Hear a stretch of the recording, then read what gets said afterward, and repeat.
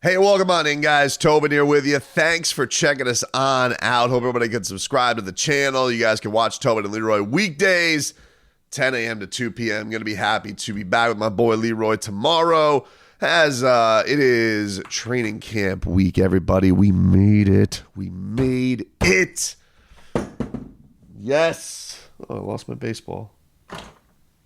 Put that back up there. That's how you know it was a legit pound on the table. Ready for football.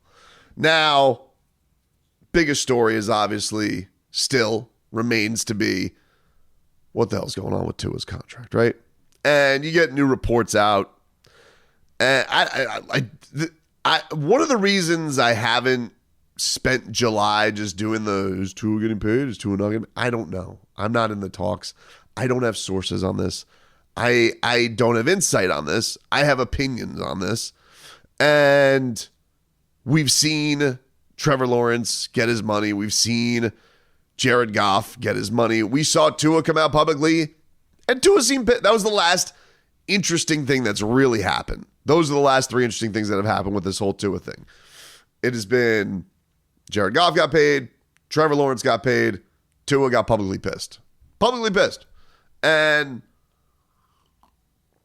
it's interesting because Tua, when he says something, it's interesting because he's a pretty chill guy, but when he gets fired up, he shows you. He shows you his bite. He shows you when he gets emotional about things. And he let everybody know in minicamp, market is the market. Hard for me to separate business from personal. And ever since then, it's been like, two Jeremy Fowler reports and like two Darlington reports. And we've heard like two things. It's been like they've been very far apart, or we've heard talks have been amicable. So like everybody's nice to each other, but we don't really seem close anywhere to getting a deal done. Now we're here on the eve of camp. I can post this video. Boom, Schefter bomb could hit you at any second, and Tua could be signed to a gazillion-dollar deal. And round and round we go. Well, this was all for nothing. But my feeling has been really, I don't know how much has really changed. Like even with the talks and everything Tua has said, like how much is actually, how much have things moved in a positive direction?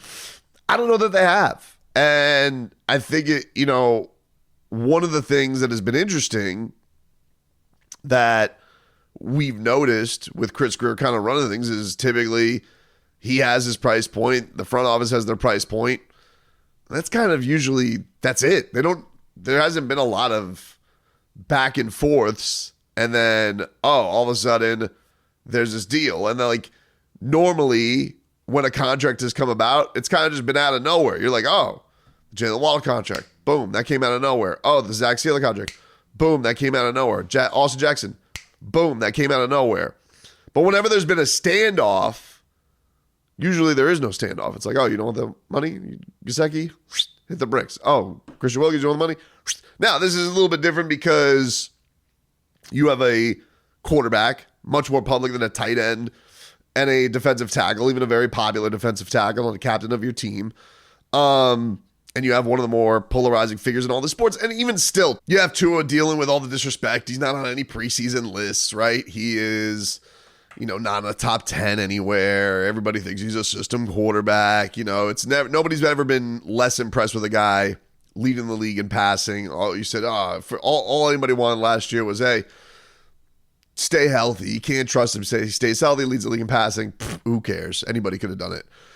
The guy gets. It's going to take a lot for him to get the credit that he deserves. Now, I say that, and as a big Tua fan, I think anybody who watches the channel knows I root for Tua. I like Tua.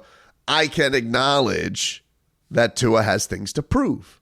He does have to prove that he can lead this team to playoff wins. He does have to show some ability to lift the team up when things are not absolutely perfect. Now, I don't know if anybody could survive, lollipop snaps like he's had at center for half the season last year. Some of the things that he had to go through, but the best quarterbacks, you're going to be making a gazillion dollars. No one wants to hear it. And that's just what the position is. I have said before, like, if the Dolphins told Tua, hey, go out there, prove it, play it on this 5th-year deal, I can honestly respect it from a Dolphins organizational standpoint because, you get it. He's had durability questions. He's put up awesome numbers, but you're just trying to see in this era of Dolphins football, where is it going to go? Do you invest in it? So even from an organizational standpoint, I can understand it. But we are at this point right now going into training camp where it is going to be the biggest storyline. I don't want to deal with these wonky ass hold-in scenarios where Tua's only doing 7-on-7 drills and we're like, oh, that's going to move the goalpost. Because here's where I'm at right now. For Tua, if Tua really wants to get something done, right? If Tua really wants to get something done, he has to hold out. He does. If there is not a deal before training camp, number one, cannot go out on that field. He needs to do a legit holdout if he wants a deal to happen. He has to be the bad guy. That's the only way that this is going to happen. And here's the thing, he's never going to do it. I understand that he's not going to do it. And they understand that he's not going to do it. But that is the only way. His agents have to go to Tua and be like, hey, all that tough talk that you had, that was really great. I do think that it got some people on your side. It did get people to acknowledge where your numbers are at. Hey, he is better than Jared Goff. Hey, he is better than Trevor Lawrence. That's cool. They invested in their guys. Dolphins aren't investing in Tua. And if Tua wants to actually rock the boat and get some negotiations going, you have to actually make the Dolphins feel it. And it's a tough place to be because you are going to burn a lot of goodwill with anybody who really does believe with you in the organization, namely the head coach, because that's the guy that's been in your corner. And I could get how Tua has a real appreciation for Mike McDaniel, a love even for Mike McDaniel, because that is the guy who revived his career. And it would feel to a level like he's two-timing him, he's backstabbing him, but business is business. And if Tua goes out there for training camp and is just hopeful that the agents get it done, they're not. We've seen this already. Even Christian Wilkins did that Fugazi hold-in last year where he was there, but he wasn't there. He was there, but he wasn't doing drills. And then what happened? The season started, he played. Now he's a Raider. And honestly, if it keeps down this path, it might be the thing what happens with Tua, right? It's like, oh, Tua's here, has a great year, he's a Raider. That's, that'll be the path that it goes because you're not going to put any pressure on the Miami Dolphins if training camp actually starts. You have to do something that really rocks the boat. If we're going to sit here and we're just going to be like, happy where talks are going, and the Dolphins are happy where talks are going, and the Dolphins are like, hey, we're going to pay Tua $49 million a year, and there's people are like, we want $55 million a year or $60 million a year. Nothing's going to get done unless there's actual pressure to get the deal done. And I don't know how that happens without Tua being the bad guy, a legit bad guy businessman, and doing something that's really out of character. I acknowledge the chances of this happening are like less than 5%, and probably even less than that, because I do think Tua, team guy, team leader, knows the stakes of this season, not a guy who does like to rock the boat. Decent dude. We saw how he handled all of the Deshaun Watson, Tom Brady stuff. But you're not going to get, if we're at a point right now where if the reports are true that they are still far apart, even if talks have been amicable, nothing's going to change unless you do something that really, really shakes it up. And that's either like erase the Dolphins from your social media or something like that, or put a statement out like a la Xavier Howard. Because that's like the last time I remember anything actually ever happening where a guy was very publicly upset with the Dolphins. We thought his Dolphins career was over, and then he got a new contract because you had to be the bad guy. And that's the thing. Can Tua actually be the bad guy? Because there's already people who are like, I'm not investing in this guy. So all the Tua doubters or haters, they're going to lap this up and be like, you see, money hungry, greedy. Can you deal with that? Can you deal with being the bad guy? The coach who's backed him now, all of a sudden, he's got to run his camp with Skylar Thompson and Mike White. No disrespect. Can they, will Mike, how does Mike McDaniel handle that? Because Mike McDaniel's been very much, I'm the head of coaching. Well, now your offense isn't being run the way you want it to be run. So if we're really at a spot where camp opens up and there's no Tua deal and he wants a damn deal done, he's got to hold out. He has to. If he really wants a deal done. Because I'm telling you right now, if he doesn't hold out, this deal ain't getting done. Now, he's still going to play. Great. As fans, better for the Dolphins. All the drama's on. He's ready to go. You punt to it to next year. All right, whatever. It's done. It's done, over with. You hope nothing but health and success for Tua.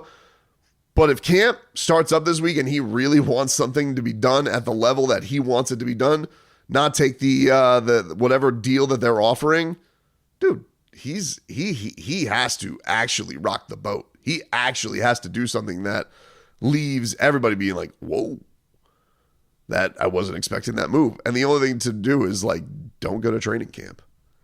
And there's no shot he's not going to go to training camp. He's definitely going to go to training camp. But if he really wanted to get this done, if he really wanted to make a stink, make a statement, don't go out there and do training camp. Don't. Until the deal gets done. Do it rookie style. Like, no, not showing up. Not showing up. Find me, whatever you want. It's one thing if it's a defensive tackle. It's another if your genius guru coach doesn't have his QB1 running the camp. Now we're in a different spot. Because I'll tell you one thing, I wouldn't be surprised if Tyreek holds out. Tyreek's going to do is Tyreek going to run a bunch of drills, or is he going to be like, call me when the season's up? But with the Dolphins, they'll be like, we know when the cheetah goes out there. The cheetah goes out there. He's fine. It's one thing for the cheetah to do it. It's another thing for Tua, who has to have his hands on a ton of plays in that camp and have everything running and humming. Totally different thing. But, that's what I think he has to do. Is he going to do it? No shot. No shot. No shot that he does that to McDaniel. No shot that he rocks the boat like that. And he'll be left here with having to go basically prove it again this year.